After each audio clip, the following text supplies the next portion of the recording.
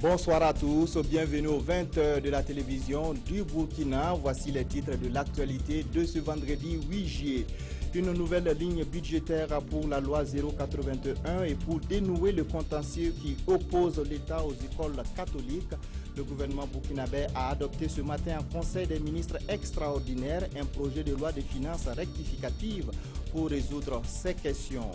À la poursuite de deux présumés malfrats, 17 Kolguego ont été arrêtés en territoire nigérien par les forces de sécurité de ce pays. Ils ont été désarmés et remis aux autorités de la région du Sahel. Ils vivent du ramassage du sable dans les carrières de Sapaga. Combien gagnent ces jeunes et quelles sont les difficultés qu'ils rencontrent? Des éléments de réponse dans un instant. Et puis aux États-Unis, 5 policiers ont été tués, sont tombés sous les balles d'un sniper en marge d'une manifestation anti-raciste. Le principal suspect a été abattu par la police. Le Conseil des ministres s'est réuni en session extraordinaire ce vendredi 8 juillet. Il a décidé de la création de la Cour d'appel de Fada et de 2 tribunaux de travail à Fada et à Dori. L'exécutif s'est aussi penché sur le décret relatif à l'organisation des jumelages pour tenir compte des communes à statut particulier. Le gouvernement a également adopté un projet de loi de finances rectificative qui devrait être soumis au vote de l'Assemblée nationale. Des précisions avec Paul-David Bambara et Nyarkiteda. La loi 081 et le contentieux avec les écoles catholiques pourraient connaître une évolution significative. Le Conseil des ministres de ce jour a examiné un projet de loi de finances rectificative qui prend en compte les deux aspects. Il y a un certain nombre d'aspects qui sont pris en compte, notamment le fait que nous devions ouvrir de nouvelles lignes pour satisfaire les travaux pour ce qui est de la loi 081, mais également d'autres aspects, notamment la résolution du contentieux financier avec les écoles catholiques, d'autres aspects qui sont pris en compte dans cette loi. Dans son combat pour la réduction du train de vie de l'État, le gouvernement va élargir son champ de bataille en adoptant aujourd'hui même un décret permettant de réglementer le choix des classes pour les voyages aériens aux agents de l'État. Désormais, donc, vous avez un certain nombre de personnes extrêmement réduites qui peuvent voyager donc en classe 1. Il y avait 3 classes auparavant, elles ont été ramenées en 2 classes, la classe économique et la classe 1. Au titre du ministère de la Justice, 2 projets de loi ont été adoptés se rapportant à la création de la Cour d'appel de Fadangourma et de 2 tribunaux de travail, un à Fadangourma et l'autre à Dori. Objectif, rapprocher davantage la justice du justiciable. L'administration du territoire avec en bonne place la question de la décentralisation a été passée à la loupe par l'exécutif. Plusieurs décrets dont la coopération décentralisée, l'organisation et le fonctionnement des comités locaux de jumelage ont été revus. En fait, il s'agissait de permettre aux arrondissements, notamment des villes de Ouagadougou et de Bodulasso, de pouvoir contracter des jumelages parce que ce sont des communes à statut particulier et elles ne pouvaient pas, les arrondissements ne pouvaient pas avoir de jumelage. Il s'agit également de permettre au comité des mairies de porter un regard d'ensemble sur ce qui est fait au niveau de ces comités de jumelage-là, donc à travers le conseil municipal. Il y a un décret également qui a modifié la Commission nationale de coopération décentralisée. C'est une commission qui doit permettre de mieux gérer la coopération décentralisée. Vous savez que c'est la deuxième source de financement des collectivités territoriales au niveau de notre pays. Également la création d'un guichet unique des associations. Il s'agit donc de payer maintenant sur place la publication au journal officiel, de perception sur place des droits associatifs, des légalisations, des assistances et des conseils des OSC. Ce conseil des ministres relativement long, l'a signifié le porte-parole du gouvernement, a permis de faire 500 nominations au sein du seul ministère en charge de l'administration du territoire et de la décentralisation. Ils ont traqué 2 présumés voleurs au-delà des frontières du Burkina. 17 Kolguego, ou groupe de défense, d'autodéfense burkinabé, ont été arrêtés hier au Niger par les forces de sécurité nigériennes. Ils ont été remis aux autorités de la région du Sahel. Le gouverneur de la région leur a expliqué les limites de leurs actions. Yamba Nakoulman et Joseph Bambara. Ces 17 Kogloyogo, ici dans la cour du gouvernorat, ont été remis cet après-midi du 7 juillet aux autorités régionales partielles du Niger. Interpellés par la police nigérienne avec des armes, ils ont été appréhendés puis retenus en 2 et 3 heures avant d'être remis à la police burkinabé suite à des tractations. À en croire leur porte-parole, ils s'étaient lancés à la poursuite de 2 présumés voleurs. Cette course-poursuite, partie d'Ibalé dans la province du Yaga, s'est achevée à Peterkolé, en territoire du Niger.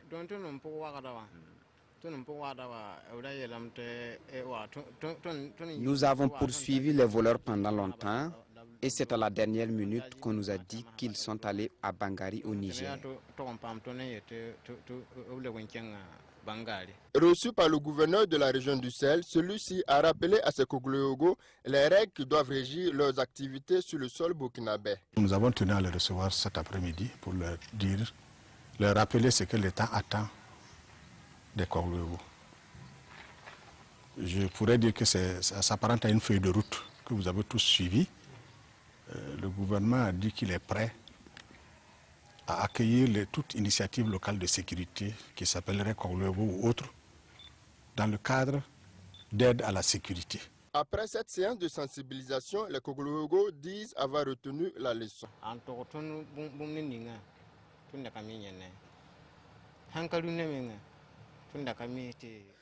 Nous ne savions pas que nos patrouilles étaient interdites. Mais maintenant, nous avons compris.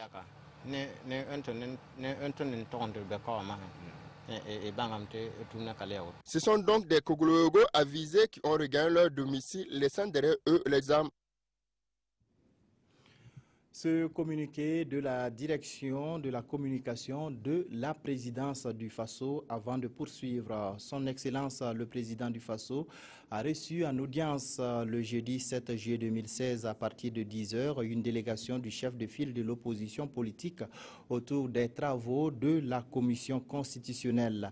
En marge de la rencontre, plusieurs questions d'intérêt national ont été abordées, dont celle relative à des entraves dont ont été victimes certains leaders politiques de l'opposition voulant se rendre à l'étranger. Sur cette question et contrairement à ce que nous avons publié, le président du Faso a présenté ses excuses pour ce qu'il a qualifié de malentendu et d'erreur. Il a pris l'engagement que ces erreurs ne se reproduiront plus. C'est signé donc la direction de la communication de la présidence du Faso qui présente ses excuses pour cette maladresse intervenue à son niveau. L'unité d'action syndicale UAS a dressé le bilan ce matin à la Bourse du Travail de la mise en œuvre des engagements de l'État. Selon les responsables syndicaux, les décrets d'application de la loi 081 ont été adoptés par le gouvernement, mais le reversement des fonctionnaires dans la nouvelle grille, dans la nouvelle loi qui devrait être effectif en juin ne l'est pas encore. Des précisions avec Roger Kam et Abdoul Rasmane Zongo. Cette première activité de l'UAS, unité d'action syndicale, dans l'enceinte reluquée de la Bourse du Travail, fait office de bilan selon le président ici à l'image de l'état de la mise en œuvre des engagements du gouvernement. Quel bilan pouvons-nous faire des réponses données alors par le gouvernement? Sur la tenue d'un atelier de finalisation des décrets devant permettre le reversement des fonctionnaires dans la nouvelle loi, comme prévu, l'atelier s'est tenu du 25 au 30 avril à Koudougou et les 2 décrets en question ont été adoptés par le Conseil des ministres du 11 mai 2016. Le reversement qui était annoncé pour commencer en juin 2016 n'a pas été effectif. L'atelier sur les permanents syndicaux a été convoqué, mais a dû être reporté par 2 fois à la demande du patronat. La nouvelle date proposée par le patronat est le 28 juillet 2016. La convocation du comité chargé d'examiner la question de l'UTS sur les primes et indemnités des travailleurs du privé est prévue pour le 8 juillet 2016. En perspective, l'UAS entend organiser des sorties dans les différentes régions du pays, histoire de mettre tous les travailleurs au même diapason de l'information sur les points de satisfaction et d'achoppement à la fois et relatifs aux engagements du gouvernement. Un accord de coopération vient d'être signé entre le ministère en charge de l'agriculture et l'OLP Africa, une entreprise marocaine. Cet accord de coopération agricole porte sur l'amélioration de la fertilité des sols au Burkina. OLP Africa va accompagner le Burkina dans l'extraction et la transformation du phosphate en engrais minéral. L'accord prévoit également des formations académiques. Des précisions avec Konsoun Koulibaly et Diloma Sirima Ismail. Des signatures d'accords entre le ministère de l'Agriculture et OCP Africa pour accroître la fertilisation des sols. Les sols du Burkina Faso, dans leur majorité, connaissent une carence en phosphore selon le ministère de l'Agriculture. D'où ce partenariat avec cette structure marocaine spécialisée en matière de phosphate et d'engrais phosphatés depuis près d'un siècle. C'est une coopération sud-sud pour nous permettre d'apporter l'amendement nécessaire, l'amendement d'appoint à nos différents sols. À partir de cet accord, nous pourrons justement arriver à faire une étude et à construire une usine de production de phosphate. Et même peut-être on peut aller plus loin pour essayer de trouver la production d'engrais minéraux. Cet accord signé ouvre la voie aussi au développement de certaines logistiques pour booster l'agriculture burkinabé. Et puis un axe très important qui est au niveau de la formation, agronomie, la formation aussi technique à la production des engrais et des échanges académiques qui vont nous permettre de travailler sur une agriculture raisonnée et structurée. Et concernant les questions financières liées à cet accord, les deux parties n'ont pas voulu se prononcer. Bilan mitigé des résultats des différents examens scolaires dans la région des Hauts-Bassins. Si au bac, le taux de réussite est en hausse, au BEPC et au CEP, le taux de succès est en baisse. Des résultats qui, selon certains observateurs, invitent à une introspection de la part des acteurs de l'éducation. Betty Bienaon, Christine Koulibaly. 36,04%, c'est le taux de réussite au baccalauréat session 2016 dans la région des Hauts-Bassins, contre 32,85% en 2015. Si ce taux réjouit quelque peu les responsables de l'enseignement, il n'en est pas de même pour celui du BEPC. Au niveau du BEPC, c'est en dessous de ce qu'effectivement nous attendions. Parce que l'année dernière, on était à 35,72%. Et cette année, nous sommes à 28,55%. Donc, il y a eu une baisse. Le constat est encore plus amer pour le certificat d'études primaires. Vraiment, nous avons des résultats plus faibles que l'année dernière. L'année dernière, on était à un pourcentage de 73,23%. Cette année, nous sommes à 58,23%. Donc, il y a une chute par rapport effectivement à l'année dernière. Des résultats qui interpellent l'ensemble des acteurs de l'éducation. On ne peut pas dire seulement que ce sont les enfants. Les enfants sont enseignés par des pédagogues. La pédagogie aussi, c'est ça. Ça veut dire que vous avez l'enfant, pendant un certain nombre d'années, vous travaillez justement à l'amener vraiment à faire de bons résultats. Si je prends par exemple l'école primaire, quoi qu'on dise, les résultats là-bas, ça va. Mais vous prenez le BPC, le bac, chaque année, c'est pratiquement la même chose. Donc, on ne peut pas dire que c'est exclusivement les élèves. En tant qu'effectivement responsable syndical, le tort est partagé. Les professeurs doivent, les enseignants de façon générale, ils doivent effectivement se remettre en cause. Les parents d'élèves, les élèves eux-mêmes aussi. Parce que quand on regarde, on pourrait parler de crise. Mais il y a des établissements qui n'ont pas connu de crise, mais les résultats sont médiocres. Ça aussi, c'est connu.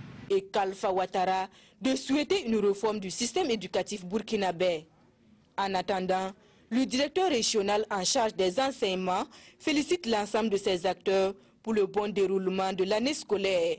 Nous avons demandé aux uns et aux autres de ne pas trop impliquer les élèves dans les différentes manifestations, que ce soit des manifestations politiques ou des manifestations à caractère social, vraiment de laisser les élèves travailler. Et nous n'avons pas, sauf quelques localités un peu éloignées, sinon au niveau central, nous n'avons pas senti en tout cas de perturbations dues aux acteurs de l'extérieur. Les gens nous ont soutenus et il y en a même qui ont sensibilisé les élèves pour qu'effectivement ils puissent se mettre dans une discipline vraiment souhaitée pour effectivement le travail. Tout en félicitant les lauréats, Michel Ouedraogo les exhorte à prendre un repos bien mérité.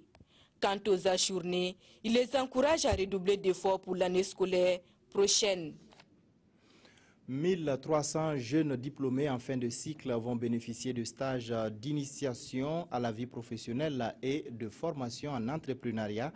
L'initiative du ministère en charge de la formation professionnelle est à sa 9e édition et vise à accroître l'employabilité des jeunes. Nongbakuda Aruna Mare.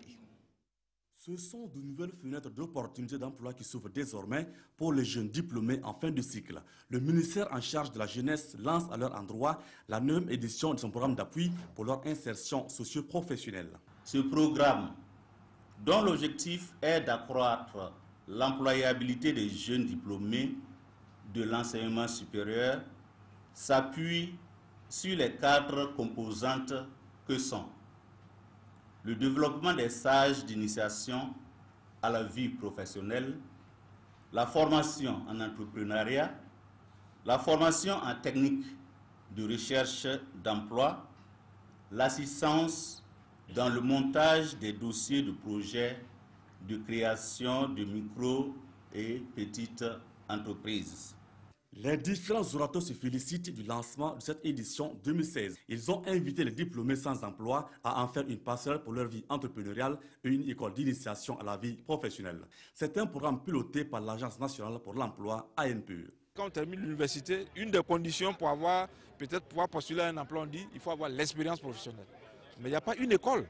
Il n'y a pas une école d'expérience professionnelle. Au sein de l'ANPE, nous prenons en compte effectivement les stages qui sont faits par les bénéficiaires des projets ou ceux qui font effectivement les stages ailleurs comme expérience professionnelle. Ce programme sera mis en œuvre dans les 13 régions et va concerner 1300 jeunes diplômés en fin de cycle. Son coût 500 millions de francs CFA. Des jeunes issus des centres de formation au métier des 45 provinces du Burkina ont reçu des kits d'installation. L'objectif est de permettre à ces jeunes de lancer leur propre activité. 210 millions de francs CFA, c'est la valeur totale du matériel mis à disposition de ces jeunes. Roger Kam, Nathalie Savadogo. Des machines à coudre, du matériel de soudure, de la maçonnerie, de la menuiserie et de salons de coiffure, le tout d'une valeur de 210 millions de francs CFA pour les jeunes déscolarisés ou en difficulté et vivant dans la rue. Au nombre de 325, ils viennent des 45 provinces du Burkina. Le don est du gouvernement burkinabé et ses partenaires à travers le ministère en charge de la solidarité nationale.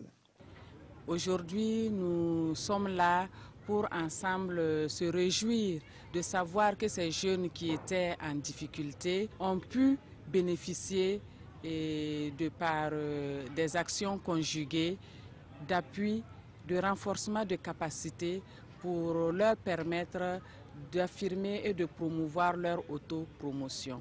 Et le président tient à ce que nous travaillons, à ce qu'aucun enfant, aucun jeune ne soit exclu du processus de développement. Ces équipements vont, à n'en pas douter, changer les conditions de vie de ces jeunes. Je suis parti travailler en maçonnerie pour aider ceux qui veulent qu'on construise leur maison. 2 motos et des ordinateurs ont été remis à 2 structures du ministère chargées du suivi des enfants. 225 filles mères en difficulté, soit 5 par province, vont aussi recevoir chacune 100 000 francs CFA pour mener des activités génératrices de revenus de leur choix, dira le ministre en charge de la solidarité nationale. Laure Jongo a en outre rencontré la coordination régionale des femmes du centre pour s'imprégner de leurs préoccupations. Et les futurs maçons ou tâcherons issus de ces centres de formation utiliseront peut-être un jour le sable de Sapaga pour construire des maisons dans les carrières. Ce sont d'autres jeunes qui travaillent dur pour gagner leur pain et pour satisfaire la demande en sable, matériaux indispensables à la construction. Une de nos équipes s'est rendue sur place pour voir les conditions dans lesquelles ces jeunes travaillent et ce qu'ils gagnent. Adama Guiti, Oumar Zombré. Pelle à la main, ces jeunes s'activent pour remplir de sable ce camion de 20 mètres cubes. Aujourd'hui, 5 camions sont venus de Ouagadougou pour se ravitailler en sable fin ou mélange à Sapaga. Présents depuis 5 heures du matin, ils constituent le premier maillon dans la chaîne de construction. Pourtant, ils en sont les plus grands oubliés. Parmi eux, certains ont une petite famille à nourrir, mais faute de trouver mieux, ils viennent s'occuper ici dans ce cours d'eau, transformé à l'occasion en carrière de fortune. Ici, on travaille, mais on ne gagne pas beaucoup. On gagne souvent 3 000 ou 5 000 francs. Le travail est très difficile, mais nous n'avons pas le choix si on veut gagner honnêtement de quoi se nourrir.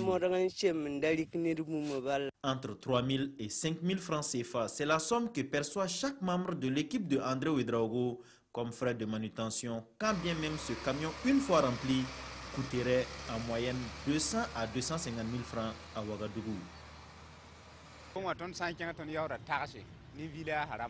Le sable est cher à Ouaga parce que nous payons des taxes avec les villageois avant de ramasser le sable.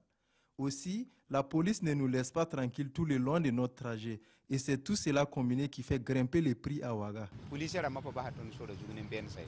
Le travail est pénible, ils l'avouent, mais ne savent quoi faire d'autre. Pour le moment, ce site et ce travail sont leur source de pitance, même si tout s'emporte des séquelles.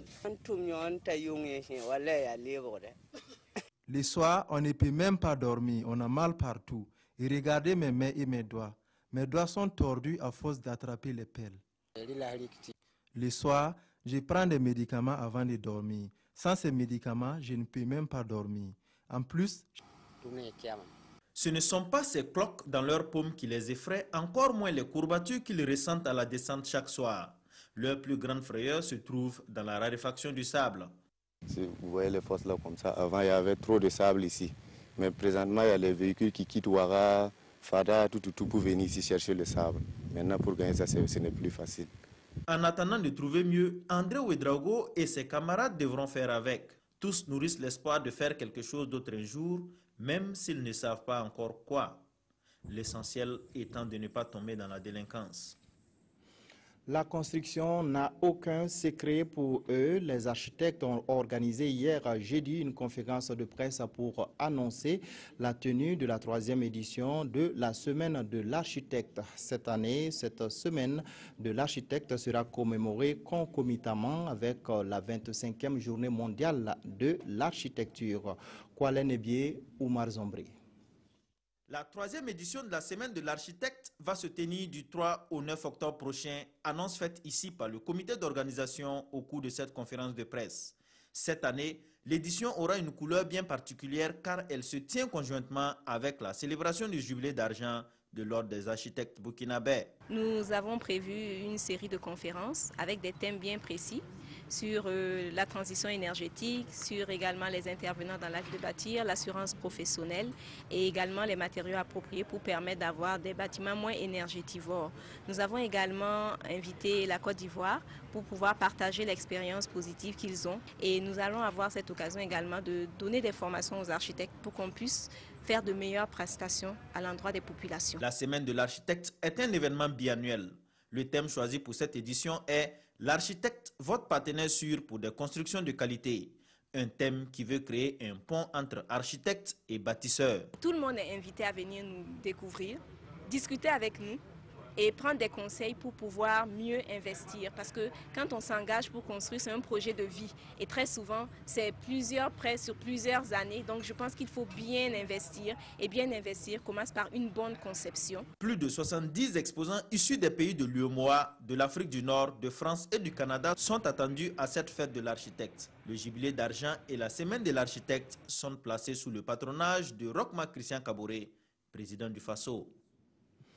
Le comité de soutien financier aux activités cinématographiques et audiovisuelles du ministère en charge de la culture a présenté aux hommes de médias les projets de films qui bénéficieront de la subvention du département au titre de l'année 2016. 6 films sont concernés. Les 2 retenus dans la catégorie long métrage recevront chacun 50 millions de francs CFA. Des détails avec Jean-Eudes Bayala et Kadissa Nouro. Pour cette session de 2016, 6 films seront financés par le ministère de la Culture. Verdict du comité de soutien financier aux activités cinématographiques et audiovisuelles. Ce sont, dans le domaine de la production, l'Odyssée d'Issa Traoré de Brahima et la forêt du Niolo d'Adama Rwamba qui recevront chacun 50 millions pour leur long métrage. 2 séries télévisuelles seront également soutenues à hauteur de 15 millions de francs chacune. Les bénéficiaires sont Sylvain de Rwamba pour son film identitaire et Mamoudou Nyanou pour Bibata. La post-production n'est pas en reste. Là, ce sont aussi 2 films qui se voient financés. Mémori d'Isiaka Konaté et Soso Bala de Nishi Joani Traoré. 10 millions leur sont alloués chacun. L'appel à projet permet de distinguer ou de soutenir quelques projets, mais il faut un travail de fond beaucoup plus large pour permettre à tous ces sujets intéressants que nous avons vus de pouvoir se développer et s'écrire avec toute la promesse de leur sujet afin que l'année prochaine ou dans 2 ans, il y ait à nouveau une vague de films. Grâce à ces fonds alloués, ces cinéastes pourront produire et achever leurs films pour être présents à la 25e édition du FESPACO en 2017. Tension raciale aux États-Unis après la mort de 2 hommes noirs tués par la police. De nombreuses manifestations ont eu lieu à Dallas. 5 policiers ont été abattus en marge d'une manifestation. Aux États-Unis, au moins 4 policiers ont été abattus ce jeudi soir à Dallas en marge d'un rassemblement organisé pour dénoncer les violences policières. 7 autres policiers ont été blessés, tout comme un civil.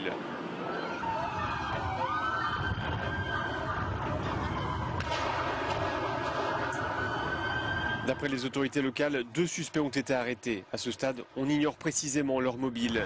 La police dit craindre que des bombes aient été placées. C'est en tout cas ce qu'aurait affirmé un des suspects aux enquêteurs. Les tireurs étaient apparemment placés en hauteur et ont ainsi visé les forces de l'ordre qui encadraient la manifestation. Conséquence immédiate, les responsables de l'aviation civile ont décidé de restreindre les vols au-dessus de la ville de Dallas. Seuls les vols de secours sont autorisés pour le moment. Ce rassemblement à Dallas était organisé pour protester après la mort de 2 hommes noirs abattus par la police ces derniers jours. Plusieurs manifestations similaires avaient lieu dans tout le pays. La rencontre entre le président du Faso et le CFOP fait la une de tous les quotidiens du jour. Les journaux font le point des discussions et des sujets abordés par les 2 parties au cours de cette entrevue. La revue de presse, c'est avec Sibidi Issa Lankwandé. Plus de 2 heures d'échange et 9 points au menu des discussions, les parutions du jour reviennent toutes sur la rencontre entre le président du Faso et l'opposition politique. Foison du titre, Roch à l'écoute de ses opposants affiche le soir. L'opposition à la table de Roch Kaboré mentionne les dernières nouvelles du Faso. Les 1000 excuses de Roch entonnent l'observateur Palga, regret et non-excuses, rétorque aujourd'hui au Faso. 9 préoccupations sur la table, titre le quotidien d'État Sidoya. Les sujets abordés au cours de cette rencontre ont concerné la société, l'économie, l'insécurité, les violences électorales et post-électorales, la réforme constitutionnelle, la justice ou encore le financement des partis politiques et bien sûr les atteintes aux libertés. Le chef de file de l'opposition salue l'initiative du chef de l'État et annonce même que ce dialogue direct se tiendra désormais 2 fois l'an. Et sur l'interdiction faite à des opposants de voyager et répondant aux journalistes, Zéphirin Diabré affirme que le président du Faso leur a présenté ses excuses et promis que cela ne se reproduira plus. Excuses, non, plutôt regret, comprend aujourd'hui au Faso à travers le communiqué de la direction de la communication de la présidence.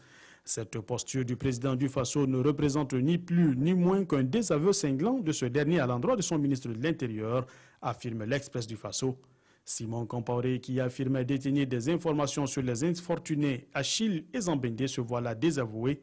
À croire qu'il n'a pas suffisamment informé le président du Faso sur ce qui leur était reproché, pointe le journal. Ce qui est sûr, poursuit-il, Roch marque là son territoire et affirme son leadership car c'est lui le président et personne d'autre. Et l'Express du Faso d'appeler le ministre de l'Intérieur à tirer les conséquences de ce désaveu, car désormais, il lui sera difficile de convaincre les Burkinabés qu'ils travaillent dans leur intérêt. Voilà qui met fin à cette édition. Merci de votre fidélité. Restez en compagnie des programmes de la télévision du Burkina.